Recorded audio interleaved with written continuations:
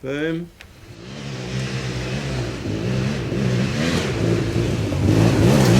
It's like, honestly, game changer.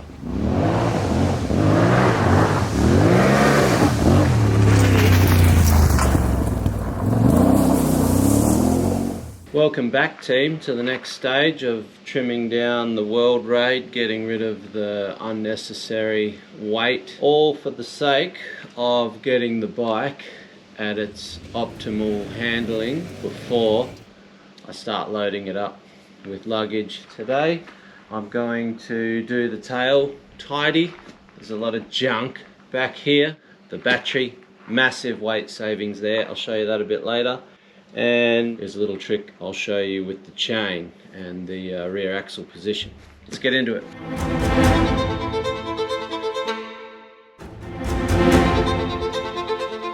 You're gonna have to snip the odd zip tie to free the wiring. You're not messing with anything vital. This is just all cosmetic junk. Boom. Indicator, brake light, tail light. Oh, it's like having a good poo.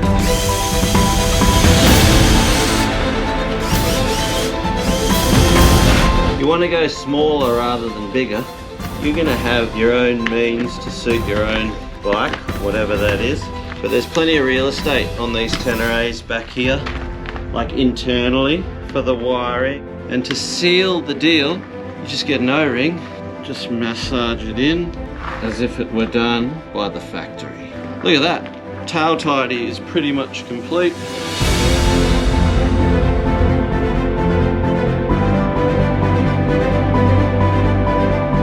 Metal brackets, pile of screws, just quite a bit of excess junk here. And there's another 700 grams, okay? Doesn't sound like much, but you wait till I add all this up at the end. The standard battery. Lead acid, a whopping 3.125 kilos. So I've got this from Link International, importing Motocell batteries. Like, honestly, game changer. I've already put these foam pads on there just to fill out the size and get it closer to the original so the rubber strap keeps good tension. But watch this. 3.125 kilos versus 829 grams. It's like 2.2 kilos lighter. There's 2.2 kilos gone.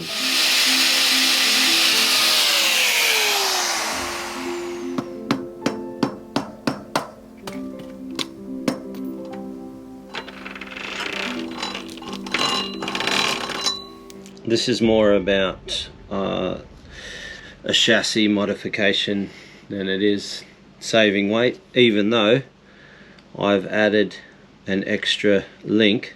Now a link is the inner and the outer combined. That's one link extra than the standard. This new chain I'm putting on is still, with the extra link, 100 grams lighter than the stocker. And I've actually come down to a 520 gauge chain, XW ring. It's up here. It's designed for maximum wear duration, and the reason they can go to a lighter gauge now is just because of technology, because of metallurgy. That's effectively a 450 motocross chain, built for super sport and road race. So for off-road use, I would say, you know, for proper flogging off-road, anything under 100 horsepower, this thing's going to be great. So not only am I saving yet another 100 grams, I'll show you why I've added the extra link.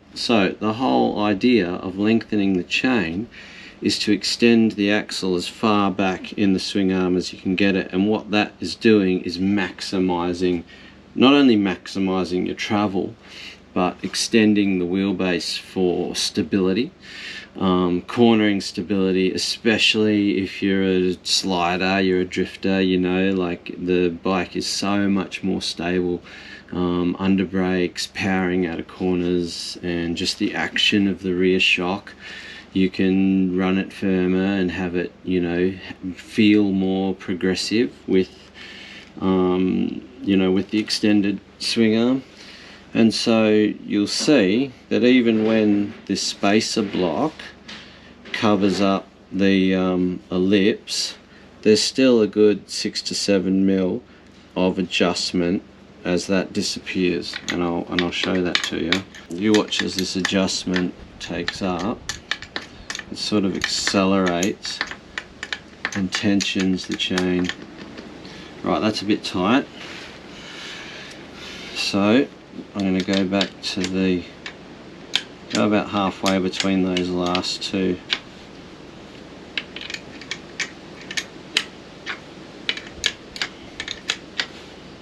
That's better.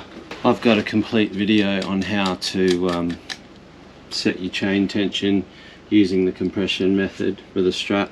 I'll put the link in the description of this one, so you'll have to check that out. It goes into detail how to properly, you know, get the perfect adjustment, but just by feel I'm going to run with that.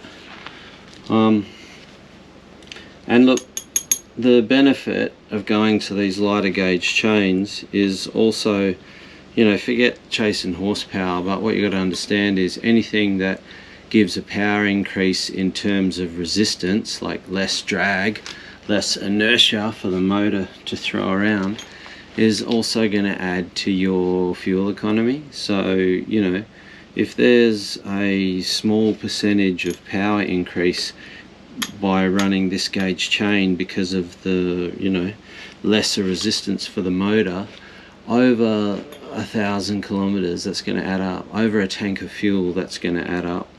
And even if it's 10 to 15 Ks or 20 Ks, who knows? That every bit counts. I've realised that on all my travels, you know, trying to make it. You hit the sand, you know, the load on the engine in the sand, the more power you can get to the back wheel with minimal resistance, the better your fuel economy is going to be. Wow, vibrant, the free rip.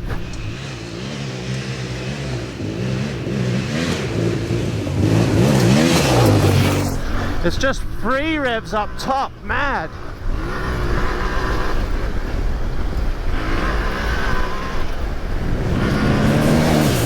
So the combination of the extended wheelbase, the removal of all the weight, and the lively power, honestly, it's like having a 450 behind me, you know?